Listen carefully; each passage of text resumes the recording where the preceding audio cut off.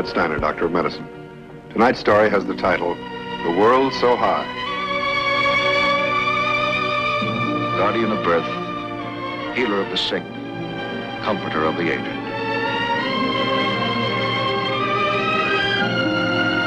And the qualities of the worthy physician are three: the eye of an eagle, the heart of a lion, the hand of a woman.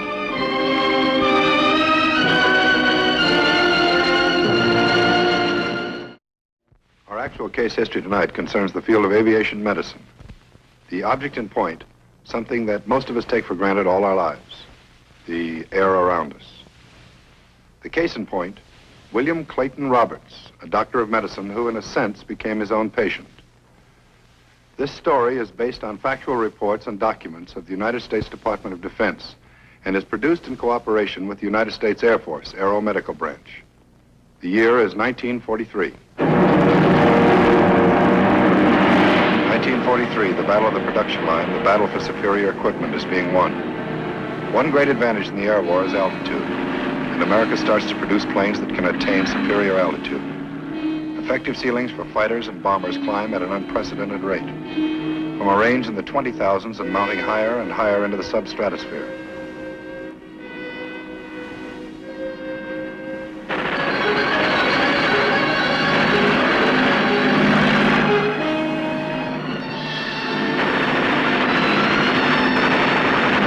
And then something happens.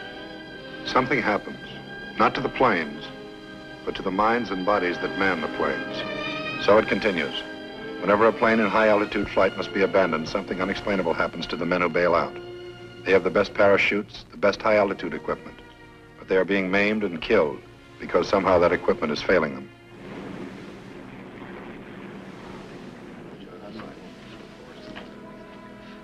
Therein lies a story of courage, labor, and achievement by a group of men who bear the title Doctor of Medicine.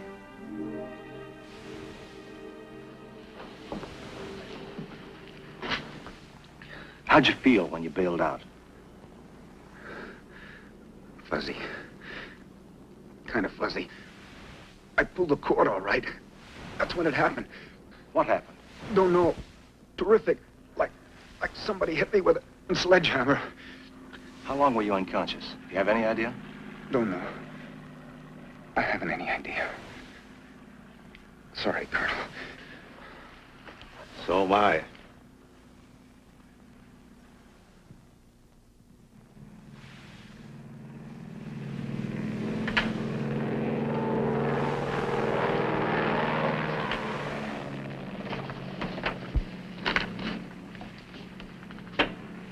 Compound fracture, right leg, massive contusions, chest and shoulders.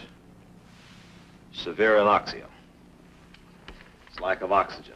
But he had oxygen. They all did. The ship supply and the emergency bailout bottle. Maybe you didn't have enough. It could have been a dozen things. What's your opinion? Haven't you any idea what's causing it? Ben, we don't know what's going on up there. It's like the other side of the sound barrier. You get up into the substratosphere, it's another world. Things happen. We don't know why.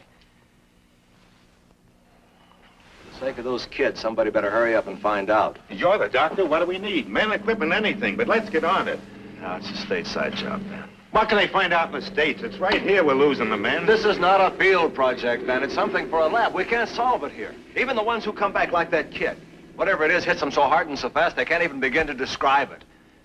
No, you take my word, man. I'm sure this is the way to move. Okay, you sold me. Come on over to communications.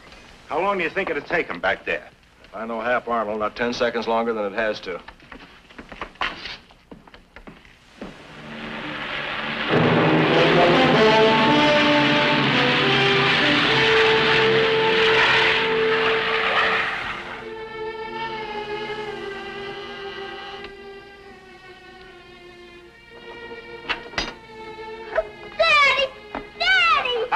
Jeff, how are you?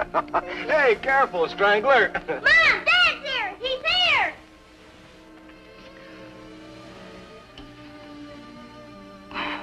Get the bags, will you, Jeff? Okay, Dad. Will. Oh, gee. How are you? Kids? Where are the rest of them? Oh, Ron's down at the playground. Katie's taking her nap. Everything all right, huh? Uh-huh. Now it is.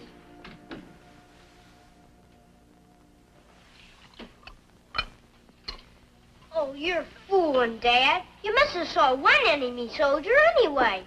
No, I guess I was lucky, Jeff. You call that lucky? See what Ronnie and Katie are up to, will you, Jeff?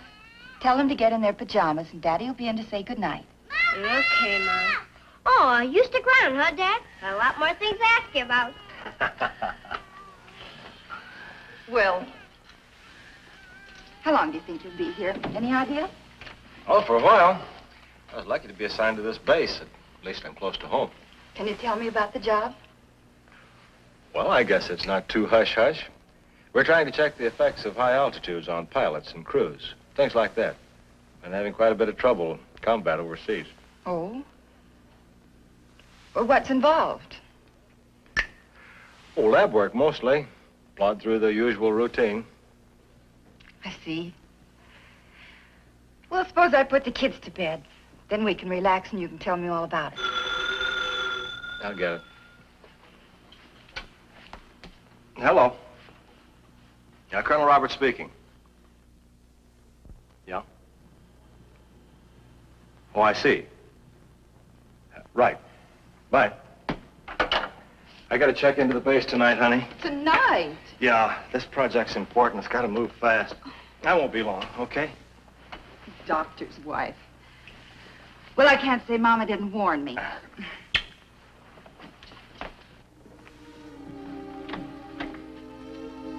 Despite the fact it's his first night home with his family in almost 2 years, Dr. Roberts is ordered to check in at the base, where he meets the man who will be his chief assistant, Captain Carl Masterson, a doctor of medicine specializing in the field of internal medicine. And anything we don't have, we can pick up over at Boeing Field. They threw this together fast, but I don't think they did half bad myself. Seems to be a nice setup. Very nice. I've been going over your reports and your personal notes, Colonel. I hope you don't mind. Not at all. Glad you did.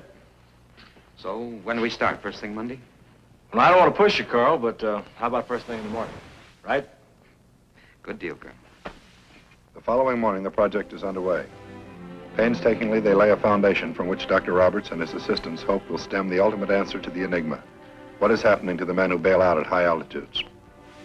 To begin with, selected personnel are given rigorous physical checkups with particular emphasis on respiratory and cardiac functions.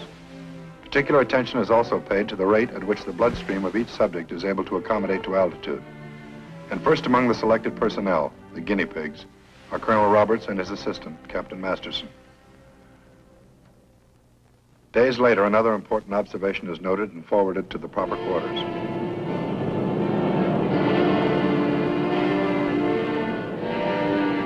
Recommendations. All high-altitude gear to be double-checked for defects. Even the most brief exposure to the extreme cold of substratospheric altitudes can have severely injurious effects on the body.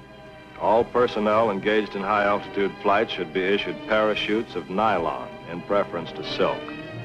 Relative qualities of strength, together with other qualities of this material, together with the size of the parachute, lessens the severity of the opening shock and makes for markedly slower rate of descent. The decompression chamber, a specially designed tank in which the rarefied air of the substratosphere can be simulated. A complete electrocardiographic record is kept of the entire simulated flight, the object to reproduce the rarefied air conditions of an actual bailout and to chart the reactions of the body.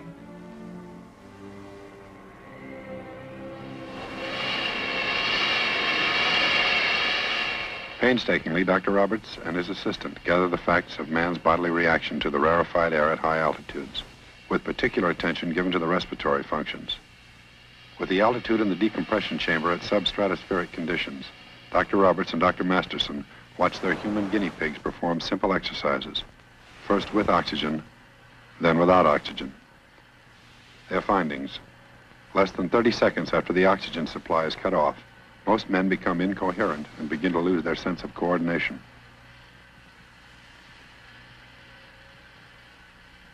For the crucial tests, Doctors Roberts and Masterson undergo a final ground test simulating an actual jump from 40,000 feet. Testing oxygen. Oxygen on full, Colonel. Okay, let's go.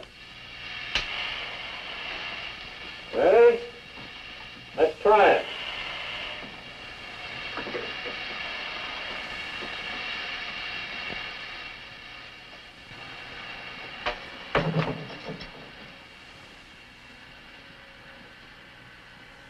Simulated altitude 40,000 feet.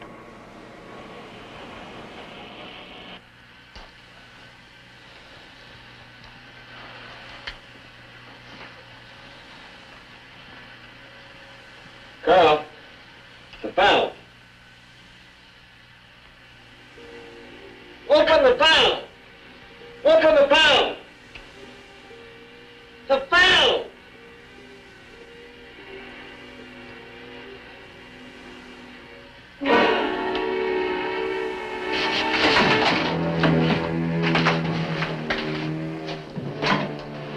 Sergeant, take us down fast.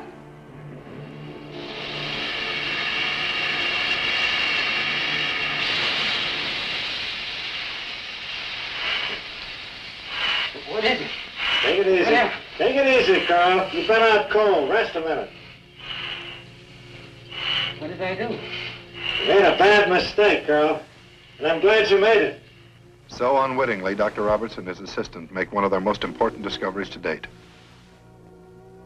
Report and recommendation. It is strongly advised that all personnel be instructed that their first act of bailout procedure must be to go on emergency oxygen. Our tests reveal that at substratospheric altitudes, anoxia begins almost immediately. Total unconsciousness follows within 30 to 35 seconds. For all emergency oxygen equipment is imperative.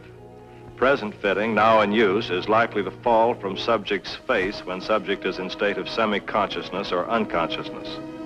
Subject would then fail to recover sufficiently from anoxia effects to have the remotest chance of pulling parachute ripcord. This applies even at the lower altitudes. The above recommendations are considered most urgent. Finally, after weeks of thorough and intensive experimentation, one important task still remains. Confirm the truth of their findings. Someone had to make an actual jump, 40,000 feet above the Earth. Excuse me. Colonel Roberts. Well, hi, sweetheart. What's up? Van Dorn. Well, when did you get in? Where is he at? Out at the house, huh? Yeah, I'll be out in half an hour. Yeah, right. Bye. A test jockey, huh? It's too bad they didn't transfer you sooner, Van. I might have had a job for you. I understand you're keeping your men quite busy. Ropping right through, eh? We've come up with some pretty interesting things. You've read the reports.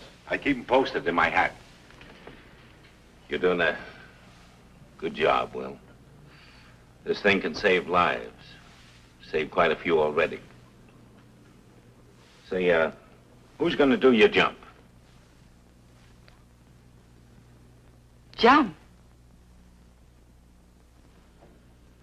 Well, I just figured it'd probably top it off that way. No? You bucking for the job, Van? Oh, I'm pretty well booked up. But if you're looking for a first-rate job, I'll consider it. Oh, excuse me.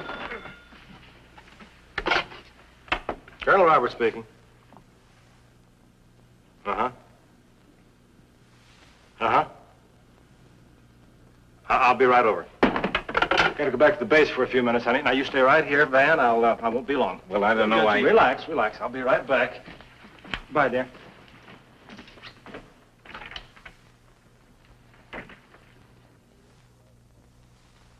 The orders arrive from Washington. Plans are approved for the crucial test, a parachute jump for the first time from an altitude of 40,000 feet. Who's going to make the jump? The final decision lies in the hands of Dr. Roberts. I'm single. I'm more expendable.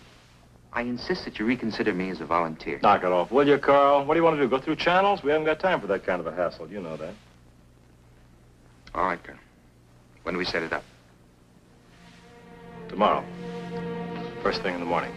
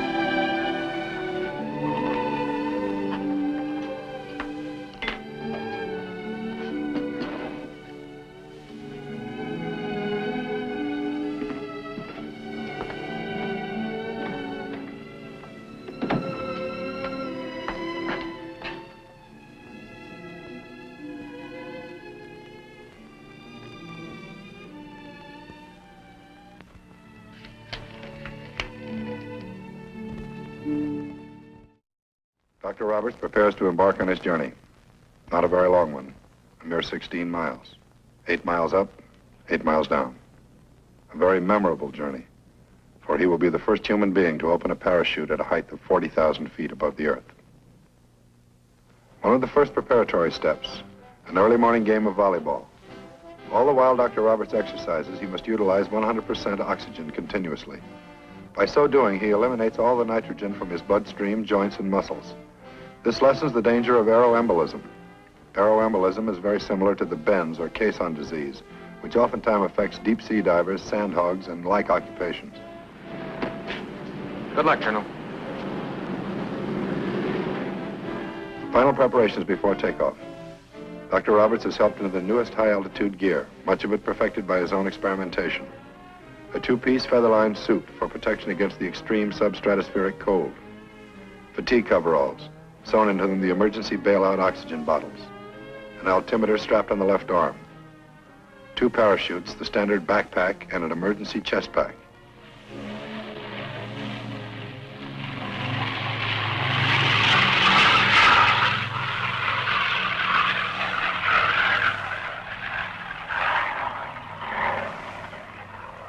Finally, time for takeoff. Roberts is given a helmet equipped with earphones, and he now goes on the ship's portable oxygen bottle, the oxygen he will breathe until the jump.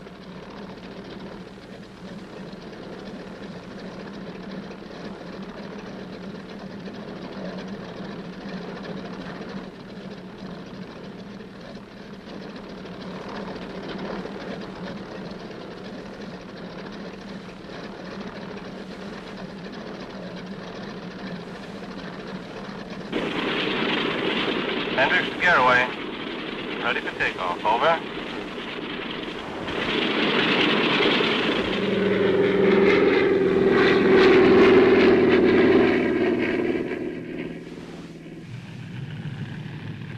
Garraway to Hendricks.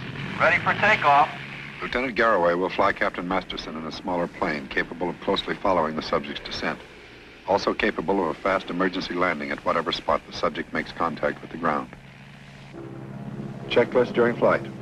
Altitude, airspeed, temperature, oxygen supply. Tape line altitude, 40,200 feet. Airspeed indicated 100 miles per hour. Temperature indicated 49 degrees below 0 Fahrenheit. Estimated effective temperature, corrected for airspeed, 79 degrees below 0 Fahrenheit. Time 12:33. Roberts checks the condition of the crew.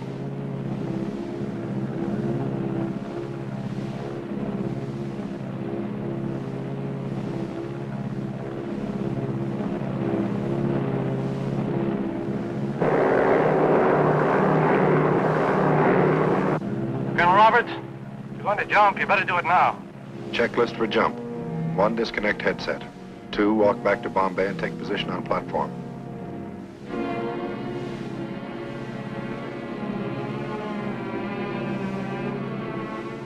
3, have parachute static line attached to ensure immediate opening. 4, disconnect from portable oxygen supply and connect to emergency bailout oxygen bottle. Verify satisfactory operation. Hendricks to Garraway. Hendricks to Garraway. We're ready for jump. How is your position? How is your position? Over.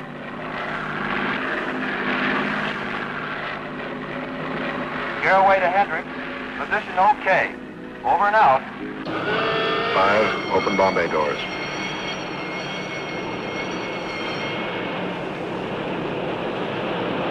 6.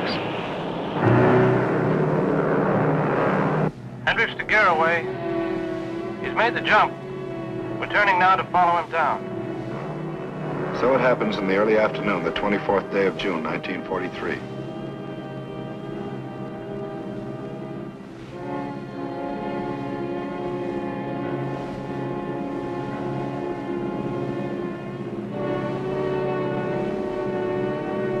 Hendricks to Garraway. We can see him clearly now. He's unconscious. No sign of life. He should be down at your level in about 8 minutes. You'll be able to follow him closer than we can. Contact us as soon as you see him. Over.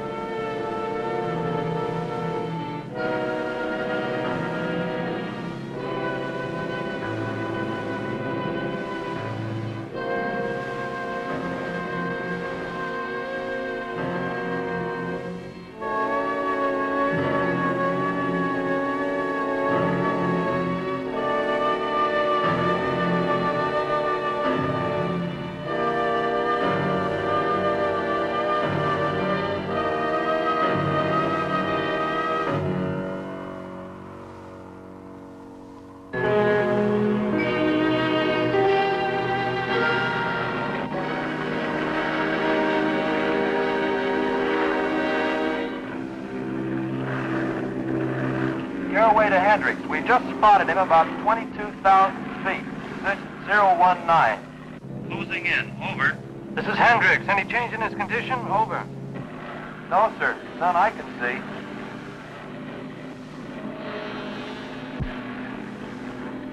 It's about 7 minutes now since we spotted him. Altitude only 8,000. Still no change. Hank, just a minute. Yeah, he's moving. He's moving. He's made it, Hank. He made it. End of project. End of test. The end of a journey. Report and recommendations to follow. Dr. Roberts is now well aware what the sledgehammer is. He knows because it almost killed him. The impact on a man of a parachute opening under the conditions of his jump was equivalent to 32 gravities, 32 times the man's own weight.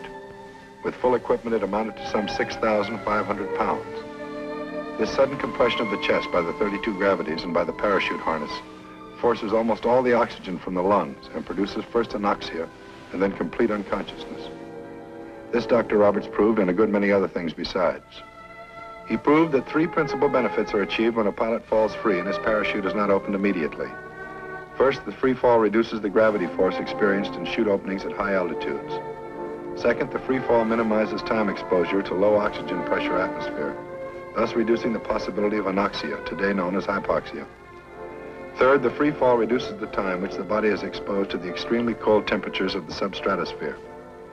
He proved it was necessary to develop parachutes which would open automatically in case of unconsciousness. The experiment also made it clear it was necessary to develop a canopy to eliminate the dangerous oscillation or swinging motion he had experienced.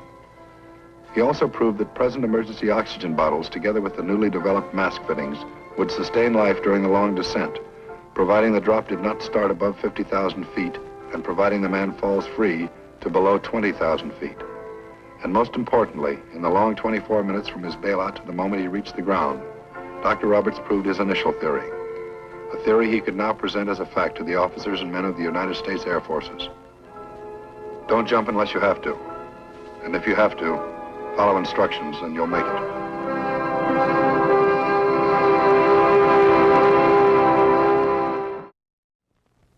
The project dramatized was actually conducted, and the parachute jump involved was executed by William R. Lovelace II, M.D. of Albuquerque, New Mexico. For his great contribution to the field of aviation, he received the Distinguished Flying Cross. To Dr. Lovelace and to his many co-workers, MEDIC wishes to express the gratitude and admiration of a grateful nation.